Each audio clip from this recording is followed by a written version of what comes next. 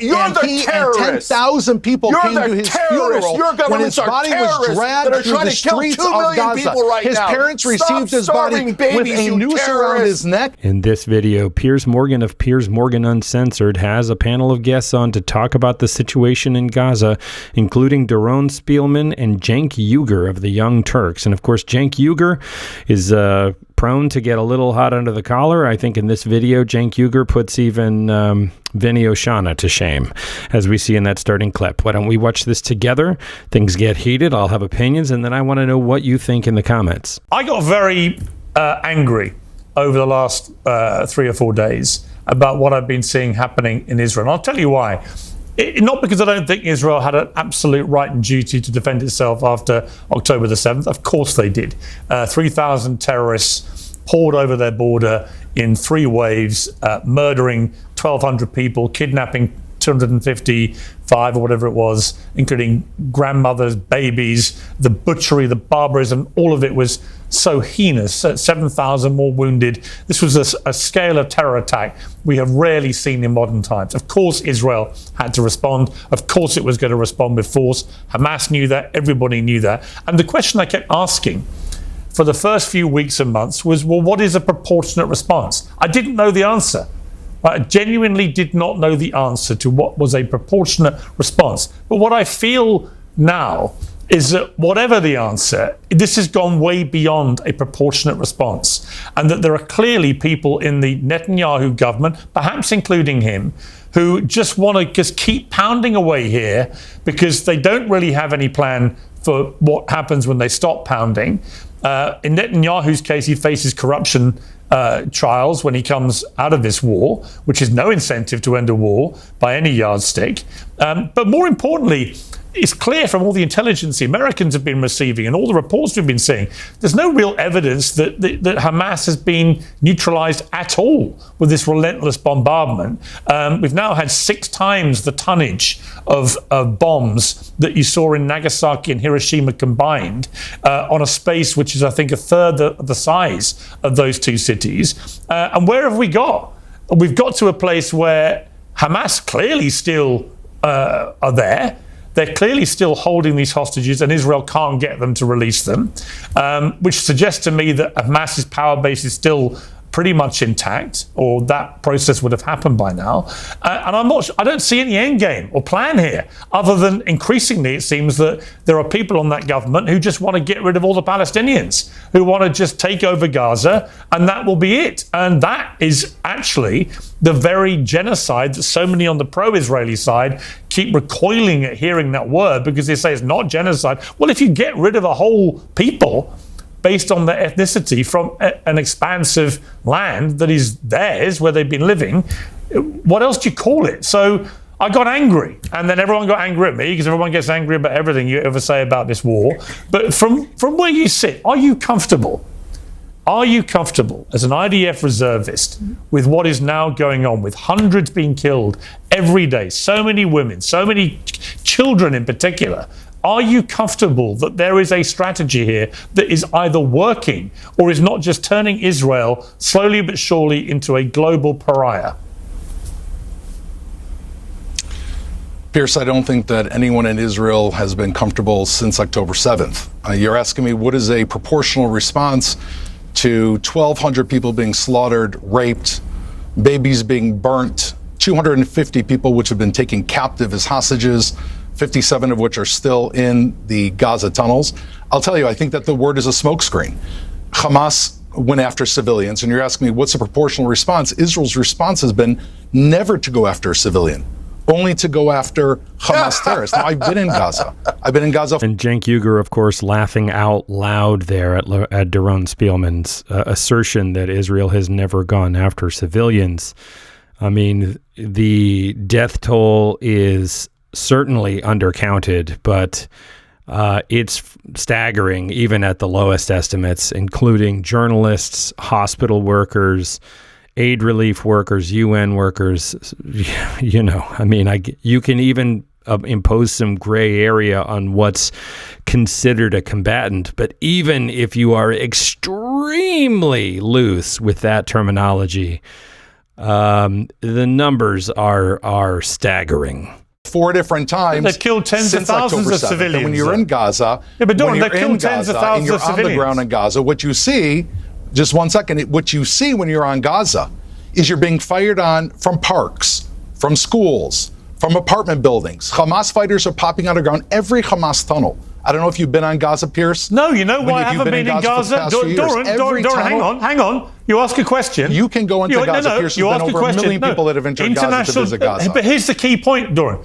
International journalists have not been allowed into Gaza to independently verify any of this. That's been another massive problem I've had with this. If Israel has nothing to hide, they should let Piers, all the... have you ever been in Gaza? Hang on, let me finish. Piers. Hang on. Let me finish my question. Let me finish my question. Have you actually you had 20 years to go to Gaza? Let me finish my question, please. What happened on October 7th that all of a sudden you want to walk Doran, into a war I'm going to zone finish and my have question, Israel? whether you let me or not, okay? And my question is this. If Israel has nothing to hide, why are they not letting international journalists go in? Tell me.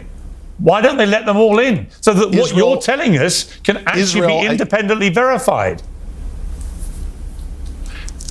Piers, Israel is trying to deal with a terrorist regime that is popping out of tunnels, popping out of buildings, is everywhere. And you want us to unleash a flood of reporters into the area when a Hamas reporter was killed because he was Hamas. The entire world media blamed Israel for killing a reporter, and he was a member of Hamas, a verified member of Hamas that filmed himself as part of October 7th. So you want us to unleash 1,000 reporters? You're not banning the international media out of concerns for their safety. 1 second, Piers. Don't insult my intelligence, Doran.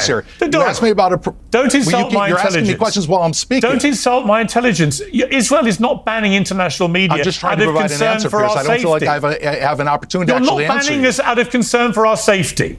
You're banning us because you don't want the international media to witness what you're doing on the ground for reasons that I don't know. But the best way to remove any suspicion about what you're doing is to let the international media in. They will make their own risk assessment. It will be down to their security teams, as it is in any war zone. Precisely. I mean, that's the obvious truth of it, right? And I have lots of criticisms and negative things and snarky things to say about Piers Morgan. I am not a huge supporter of Piers Morgan or a defender of the format of the show or anything else. But when something like this comes into journalism, Piers Morgan really thinks of himself as a journalist. Yeah, you can even debate that, right? I will have that conversation with you. But his point here about, oh, well, we can't let journalists in here because of their safety, baloney. International war correspondents have gone into war zones since there have been war zones, and that's on them, right? They put their lives in danger to go and get this truth, and that is their responsibility, and that's the way it's been in every war that journalists have gone to. Israel is prohibiting that in Gaza, and they are able to prohibit that because they have complete control over the area that is Gaza. But the idea that somehow Gaza should be the only war zone in the world where you don't let international journalists go and operate and do their job, and you can do that, Israel, because you basically control all the access to Gaza, I'm afraid is for the birds. You should just let the media in. Then everything you're saying can be verified as true or untrue. And the fact that Israel won't allow it is sticking in my gullet. And when it's pretended to be out of some quaint concern for my personal safety, I'm afraid it's laughable. Yeah, and Piers, killed more journalists than all other conflicts combined. Hundreds and hundreds and hundreds of times. I myself have taken reporters into Gaza in armored vehicles, let them walk around.